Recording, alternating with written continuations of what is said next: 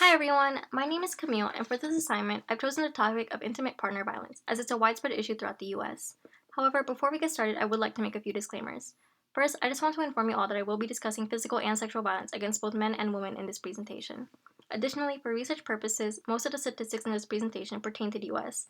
And that's not to say that intimate partner violence doesn't exist in other regions of the world, I'm just simply not educated enough. That said, let's go on. Let's start out with the definition of intimate partner violence. Now, for the purposes of this video, I'll be referring to intimate partner violence as IPV from here on out. IPV is often used interchangeably with the term domestic violence. However, the two are a bit different.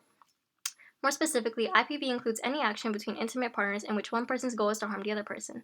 Additionally, intimate partners refers to current and past partners, as well as partners that are cohabitating. Acts of IPV include physical harm, sexual violence, psychological aggression, and stalking. Threats to do any of the following also count as IPV. And for further clarification, I've also included the definitions of each of the forms of IPV. Physical aggression consists of any acts or attempts to injure a partner through physical force. Sexual violence includes unsolicited acts of sexual nature, regardless of whether said acts are physical or non-physical. Psychological aggression is the most widespread form of IPV and involves one partner asserting dominance over another by mental or emotional means. Stalking is continuous and unsolicited attention that causes one to question if his or her safety is at risk. Now, why is this important to public health?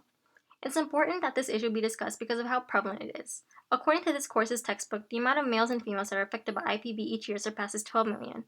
More specifically, about 1/4 of women and 1/10 of men are victims to it each year. In 1996, the National Violence Against Women, or the NVAW, conducted a telephone survey that was co-sponsored by the CDC and the National Institute of Justice. The NVAW interviewed 8,000 men and 8,000 women and inquired about how they have been impacted by IPV. Upon analyzing the participants' answers, researchers found that 25% of females and 7.6% of males interviewed reported that they have experienced physical and/or sexual violence from an intimate partner. Using this information, they were able to apply these statistics to the general U.S. population and estimated that about 1.5 million women and 800,000 men report being victims of physical violence and/or sexual violence each year. However, we should acknowledge that these numbers are not entirely accurate, as there's many cases of IPV that go unreported for reasons including money and apprehension concerning safety. Additionally, it's important to be aware of the fact that victims often experience IPV more than once in a given year. In other words, the rate of IPV taking place is much higher than the number of victims. In addition to physical and sexual IPV, stalking and psychological aggression are also of great concern. With regard to stalking, the study conducted by the NVAW concluded that about 500,000 women and 185,000 men experience it each year. Psychological aggression is the most prevalent form of IPV.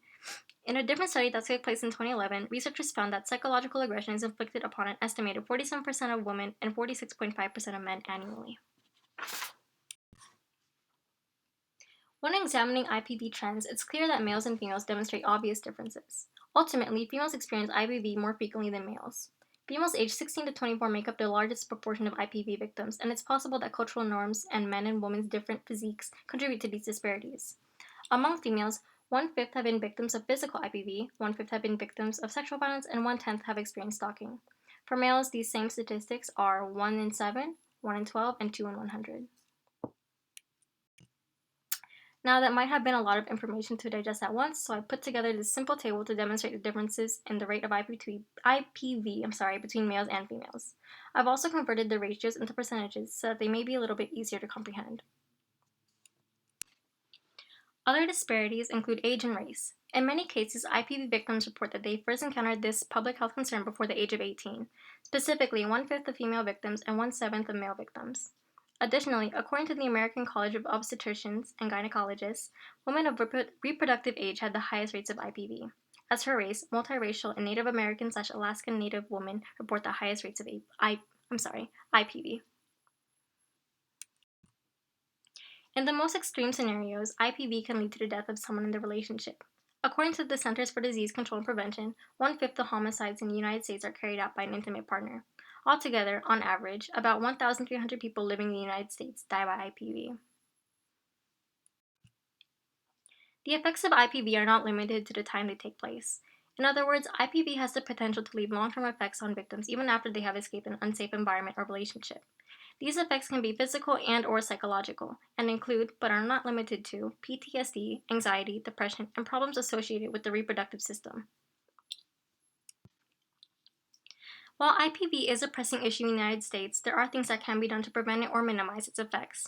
Just to refresh our memory, primary prevention aims to prevent anything that may damage our health from occurring at all. Secondary prevention is implemented after an injury or disease has occurred and aims to reduce potential negative effects on health. Tertiary prevention works to reduce disability caused by a traumatic event or by a disease. Examples of primary prevention in relation to IPV include becoming informed about healthy relationship skills and working to change social norms. This can be accomplished through comprehensive sex education programs, as research has shown that said programs can help in preventing IPV from taking place in the future. A secondary prevention strategy related to IPV is couples counseling. However, it only works under certain conditions. Namely, it's best implemented when a relationship has milder levels of IPV. Finally, there is a wide array of tertiary prevention strategies available to IPV survivors. These include mental health services, legal protection, and temporary housing if needed. That concludes my research presentation, and I thank you kindly for your attention.